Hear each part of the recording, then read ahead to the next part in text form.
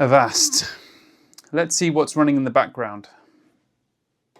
January 2020, investigations published. One of the most installed antivirus products had been collecting browsing data from its users, visited addresses, search queries, click patterns. Selling it through a subsidiary, users installed the product to protect their privacy, the product monetized it, the subsidiary shut down immediately. In 2024, 16.5 million in fines from the Federal Trade Regulator, a permanent ban on selling browsing data, deletion of collected data. 5 years later, a community thread, trust badly damaged, a separate complaint. The product installed its own browser without clear consent. Pop-ups, upgrade prompts, feature locks. The antivirus behaving like the software it exists to prevent. Avast. 100% detection rate in independent testing, awards from both major testing organizations, technically among the strongest in the market, trust damaged by the company behind it. 2 researchers at a mathematical machines institute in Czechoslovakia founded the company in 1988. The strategic insight that built the user base was the freemium model. Give the antivirus away. Charge for premium features. Before this approach succeeded at scale, consumer antivirus was a paid product category. The freemium distribution produced hundreds of millions of installations and made the product one of the most widely deployed security tools in the world. The trust premise was direct. Users installed the product because they trusted it to protect them. In 2016, the company acquired a competing consumer brand for approximately 1.3 billion. 2 antivirus products, 1 company. In November 2022, the company merged with a consumer security conglomerate to form a parent company that now holds multiple antivirus brands, identity protection services, and system utilities. Approximately 500 million users across over 150 countries under one corporate umbrella. The majority of the traditional consumer antivirus market consolidated under a single entity. The data subsidiary operated from approximately 2014 to 2020. The collection mechanism was the antivirus browser extension. Visited addresses, search queries, click patterns, and timing data were aggregated and sold to companies seeking consumer behavior insight. The privacy disclosures acknowledged some data collection. Users had no meaningful understanding that their detailed browsing histories were being sold as a commercial product. The Federal Trade Regulator's finding was specific.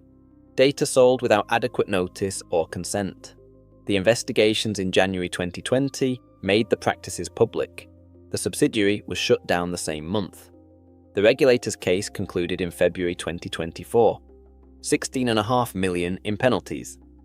A permanent ban on selling or licensing browsing data for advertising, mandatory deletion of collected data, a comprehensive privacy program and regular audits required. The order was finalized in June 2024. A settlement tracker opened for user refund claims. The product-level complaints compound the trust damage. December 2023, the product installed its own browser and changed the system default without clear user consent. Persistent pop-ups promoting premium features, virtual private network subscriptions, and system cleaning tools. The interface behavior described as overloaded with advertisements and upgrade prompts. A 2025 thread reporting that the product ignores privacy settings by transmitting suspicious files despite user configuration to the contrary. The irony that an antivirus product exhibits the characteristics of unwanted software is the recurring observation the community makes. The detection performance is not in question. 100% protection rate in independent real-world testing across the second half of 2025, placing the product in the top group alongside the competing brand it owns and the consumer conglomerate it merged with. Awards from both major testing organizations in 2024 and 2025.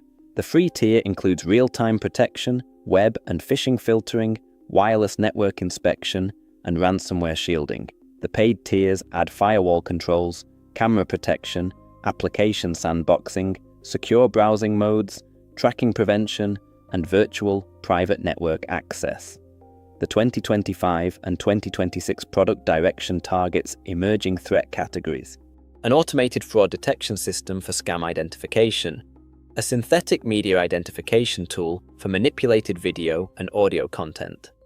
The traditional antivirus market is evolving beyond signature-based malware detection into social engineering, identity theft, and artificial intelligence-generated threats. The product is evolving with the market under the parent company's investment.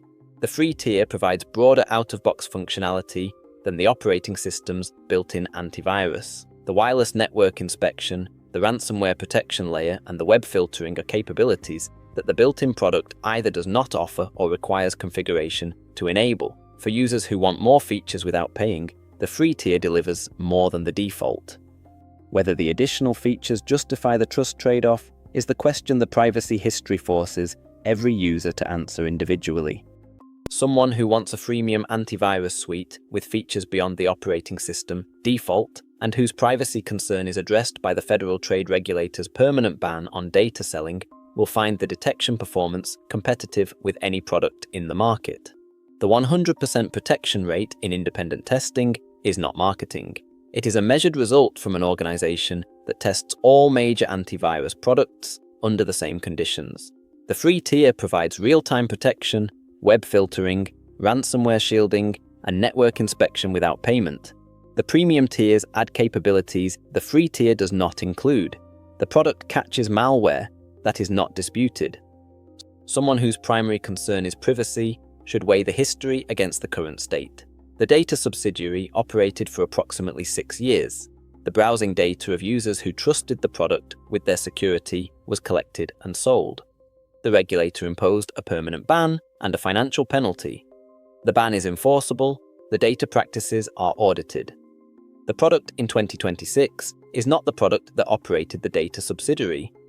Whether the change satisfies the trust concern depends on whether the user believes the ban prevents recurrence, or whether the history reveals an institutional willingness to monetize user data that a fine and an order may not permanently alter.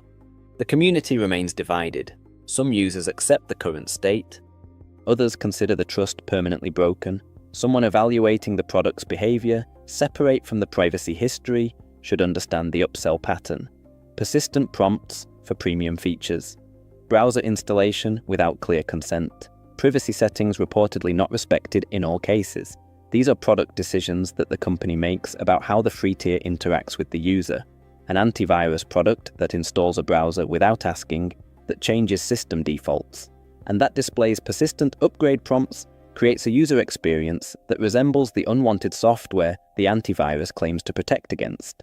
The technical capability is real. The user experience undermines the trust the technical capability should build. The comparison with the operating system's built-in product is the choice the target user faces. The built-in product is free, integrated, and achieves top marks without installing anything. The freemium product provides broader features at the free tier and stronger upsell pressure. The built-in product's failure mode is false positives at platform scale. The freemium product's failure mode is trust damage and aggressive commercial behavior. For users who want more features than the default provides and accept the trade-offs, the freemium product delivers detection that matches or exceeds the built-in option. For users who value trust and clean user experience over additional features, the built-in product achieves competitive detection without the history or the prompts. The competing brand the company acquired in 2016 shares the detection engine, the scanning infrastructure, and the parent company. The community describes the acquired brand as the same product with different packaging. The distinction between the two is branding rather than technology. The series examines the acquired brand next to verify whether the community's assessment holds or whether meaningful differences exist beneath the shared engine. The product, founded in 1988 on the premise that antivirus should be free, spent decades building trust, then spent 6 years selling it through a data subsidiary, then paid $16.5 million when the regulator caught it. The detection is strong, the trust repair is ongoing. The question is not whether the product catches malware, it does. The question is whether the company deserves the access that installing it provides. The detection rate or the data history. Both are documented, neither cancels the other.